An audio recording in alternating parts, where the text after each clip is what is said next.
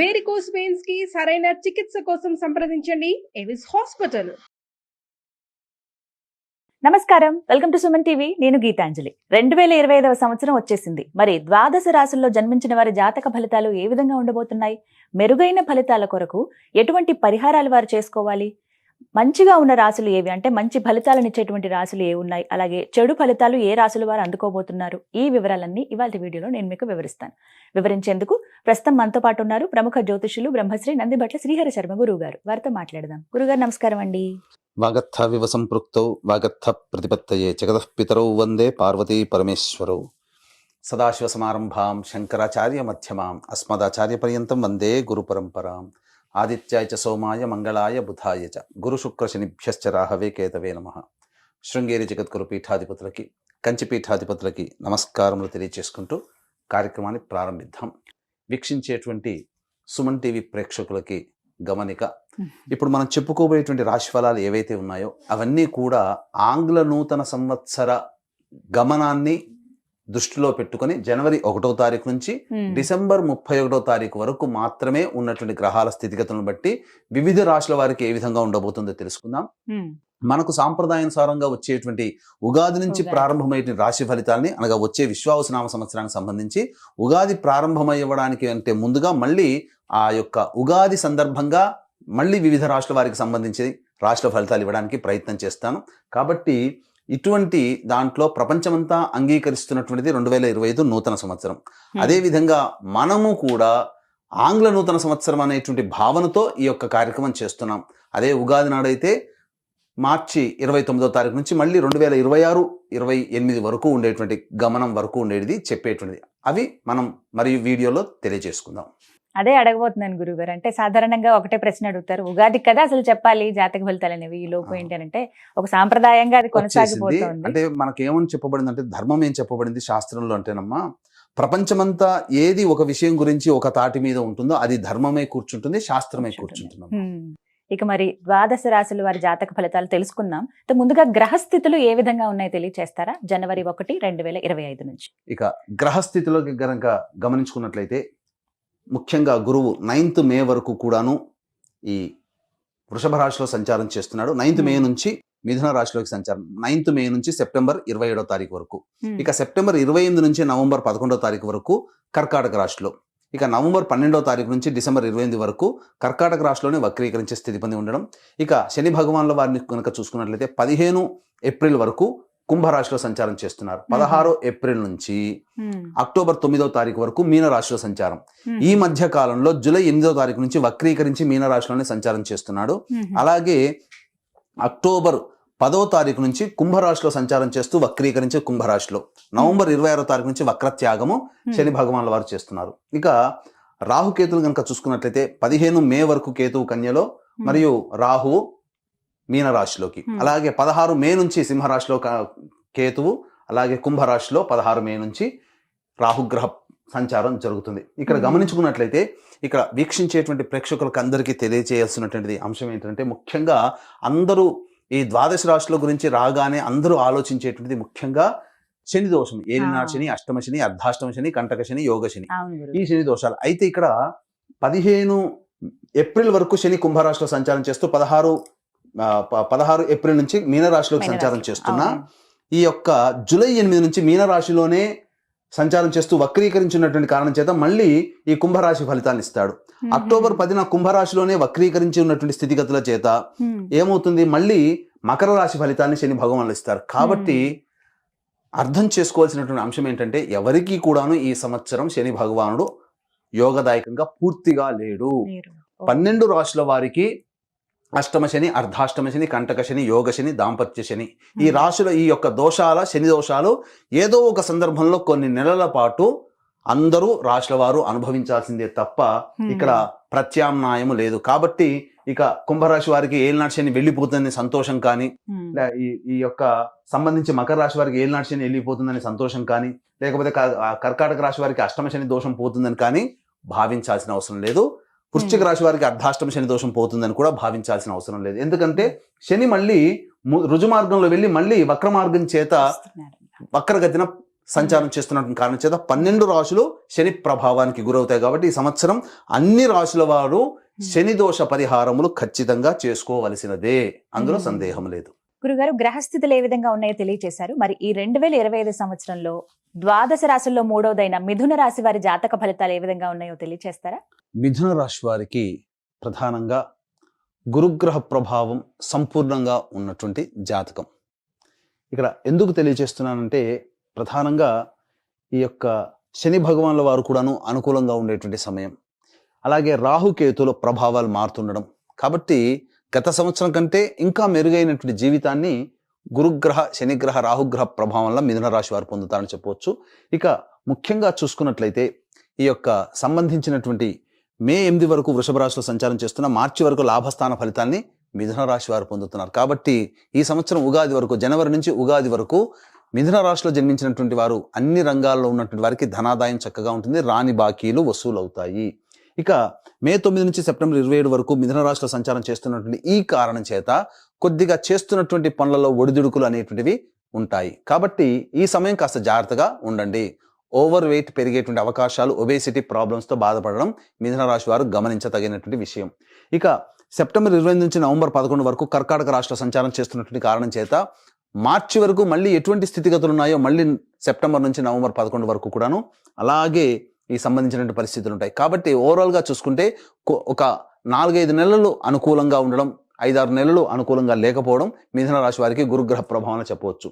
ఇక ఎఫ్ఎంసీజీ రంగంలో ఉన్నటువంటి వాళ్ళు, FMCG, restaurant business, general stores, super markets, puja stores, అలాగే తీర్థయాత్రలు, జ్యువెలరీ రంగము, ఎడ్యుకేషనల్ బిజినెస్ రంగంలో ఉన్నటువంటి వాళ్ళు, అలాగే రోడ్ సైడ్ ఫుడ్ వెండర్స్ ఎవరైతే ఉంటారో కనుక పండ్ల వ్యాపారస్తులు, వీళ్ళందరికీ కూడాను మార్చి 11 వరకు వ్యాపార విస్తరణకి చేసుకోవడానికి సంపూర్ణమైనటువంటి కాలంగా చెప్పబడుతుంది మార్చి వరకు. కాబట్టి ప్రయత్నం చేయండి. మార్చి తర్వాత గ్రహస్థితిగతులు మారినప్పటికీ కూడాను నూతనంగా వచ్చేటువంటి సమస్యల్ని ఎదుర్కోవడానికి మానసికంగా ధైర్యంగా ఉంటూ మంచి కాలం కోసం ఎదురు చూస్తున్నట్లయితే సెప్టెంబర్ 28 నుంచి నవంబర్ 11 వరకు ఉన్నటువంటి కాలం అద్భుతమైనటువంటి కాలంగా చెప్పవచ్చు. కాబట్టి ఈ మార్చి నుంచి ఈ 5-6 నెలలు కొన్ని కష్టములు అనేటువంటివి ఉన్నప్పటికీ గురువు యోగదాయకంగానే ఉన్నాడు. ఎవరి యొక్క పెద్దవాళ్ళ యొక్క సహాయ సహకారాలతో సమస్యల నుంచి బయటపడతారని చెప్పవచ్చు. ఇక ముఖ్యంగా శని భగవాన్ వారు కనుక చూసుకున్నట్లయితే ప్రధానంగా మిథున రాశి వారికి సంబంధించి 16 మే నుంచి రాహుగ్రహ ప్రభావం స్టార్ట్ అవుతుంది. కాబట్టి ముఖ్యంగా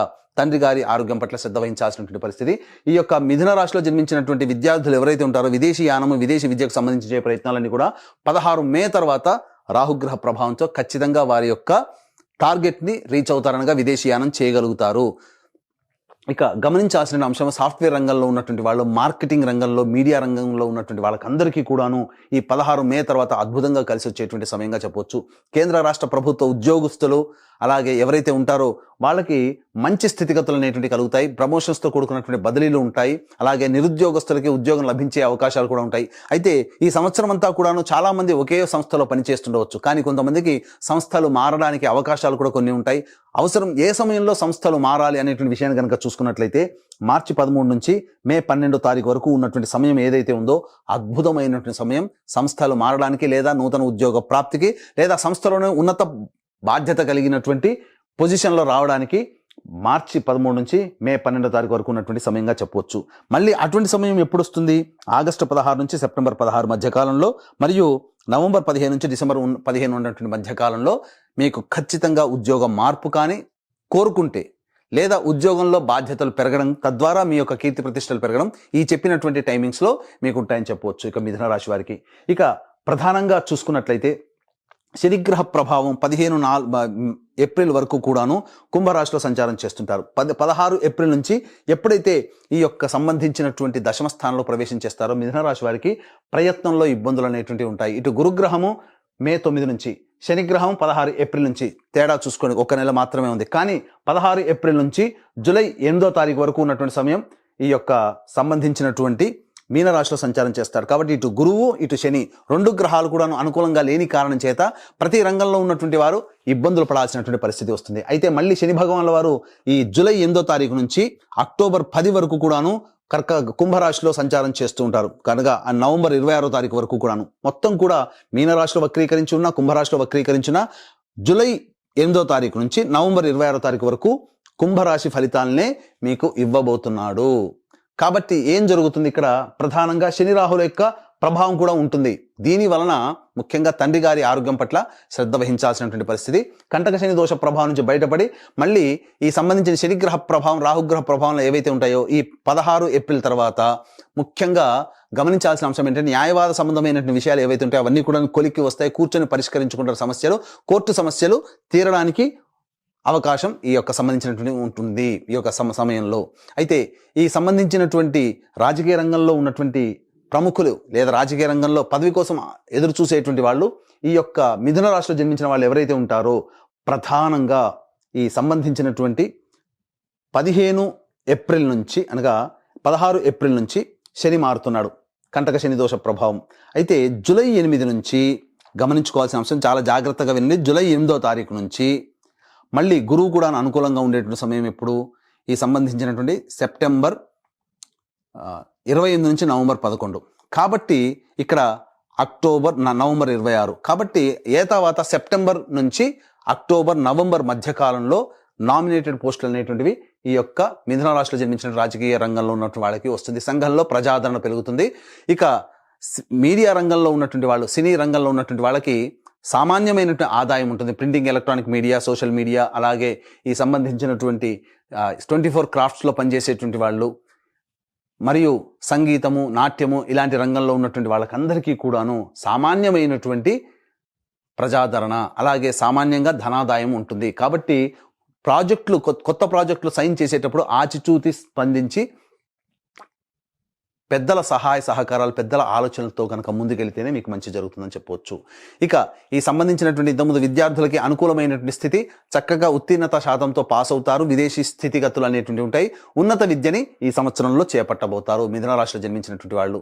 ఇక ప్రధానంగా సంబంధించినటువంటి చూసుకున్నట్లయితే ఈ సంబంధించినటువంటి మిథున రాశిలో జన్మించినటువంటి రైతులు ఎవరైతే ఉంటారో వాళ్ళకి సాధారణమైనటువంటి లాభము ఉంటుంది. కాబట్టి నూతన పంటలు అనేటువంటి వేయకుండా సాధారణ పంటలు వేసుకుంటూ మీరు ఎక్కువ నష్టపోకుండా చూసుకునే బాధ్యతగా మీరు గుర్తించాలి. ఇక సంబంధించినటువంటి లాయర్ రంగంలో ఉన్నటువంటి వాళ్ళకి ప్రమోషన్స్ కోసం అయితే, ఏదైనా పదవి కోసం ఆశిస్తున్నటువంటి చేసినట్లయితే కొంత భంగపాటు తప్పదనేటువంటి విషయాన్ని గమనించుకోవాలి. రియల్ ఎస్టేట్ రంగంలో ఉన్నటువంటి వారు ఉన్నటువంటి ప్రాజెక్టులనే కంటిన్యూ చేసుకుంటూ ఉండడం, కొత్త ప్రాజెక్టుల కోసం అప్పులు తెచ్చి ఆ యొక్క ప్రాజెక్టులు ముందుకు సాగకపోవడం వల్ల మీ యొక్క డబ్బులు మీరు కోల్పోతారు. తద్వారా ఇబ్బందికర పరిస్థితులు రియల్ ఎస్టేట్ రంగంలో ఉన్నటువంటి వాళ్ళకి ఉంటాయని చెప్పొచ్చు. ఇక ఎలక్ట్రానిక్ అండ్ ప్రింటింగ్ మీడియాలో ఉన్నటువంటి వాళ్ళు, అలాగే ఈ కరెంటు సంబంధించినటువంటి వ్యాపార వృత్తులు ఎవరైతే ఉన్నారో వాళ్ళు జాగ్రత్తలు పాటించండి. ముఖ్యంగా ఎడిబుల్ ఆయిల్స్, స్టీల్ రంగము, అలాగే చర్మం సంబంధమైనటువంటి పరిశ్రమల్లో, తోలు పరిశ్రమల్లో ఉన్నటువంటి వాళ్ళు, అలాగే కింది స్థాయి ఉద్యోగస్తులు ఉన్నటువంటి వాళ్ళకి ఆశించిన మేర ఫలితాలు కలగకపోగా కొన్ని ఇబ్బందికర పరిస్థితులు అనేటువంటి ఉంటాయి. కాబట్టి జాగ్రత్తలు పాటించండి. ఇక ముఖ్యంగా ఈ యొక్క అక్టోబర్ 10వ తారీఖు నుంచి కుంభంలో వక్రీకరించినటువంటి కారణం చేత మిథున రాశి వారికి అష్టమ శని దోష ప్రభావము అనేటువంటిది ఉంటుంది. చూడండి, మిథున రాశి వారికి కంటక శని దోష ప్రభావం, అష్టమ శని దోష ప్రభావం కూడా అక్టోబర్ 10 నుంచి నవంబర్ 26వ తారీఖు మధ్య కాలంలో ఉంటుంది. కాబట్టి ఈ శని ప్రభావం నుంచి బయటపడేటువంటి ప్రయత్నం చేసుకోవాలి. ముఖ్యంగా ఈ యొక్క మిథున రాశిలో జన్మించినటువంటి స్త్రీలు సాధారణమైనటువంటి జీవితాన్ని పొందుతారు. దాంపత్య సౌఖ్యము ఉంటుంది. బాధ్యతలు సాధారణంగా ఉంటాయి, కానీ ఫలితం అనగా శ్రమకు తగ్గినటువంటి ఫలితాన్ని పొందలేకపోవడం, కుటుంబ సభ్యుల యొక్క ఆదరణ అంతగా లేకపోవడం వల్ల కొంత మానసిక వ్యధకి లోనైనటువంటి అవకాశాలు ఉంటాయని చెప్పవచ్చు. కాబట్టి జాగ్రత్తలు పాటించండి. వివాహం కావాల్సినటువంటి అబ్బాయిలు, అమ్మాయిలు ఎవరైతే ఉంటారో మే 9 నుంచి సెప్టెంబర్ 27 మధ్యకాలంలో ఉన్నటువంటి సమయం వివాహము నిశ్చయం అవుతుంది, అందులో సందేహం లేదు. ఇక ముఖ్యంగా గమనించుకోవాల్సింది ఏంటంటే అక్టోబర్ 10 నుంచి నవంబర్ 26 మధ్యకాలంలో వివాహము నిశ్చయమై దాంపత్యంలో ఉంటారు అని చెప్పవచ్చు.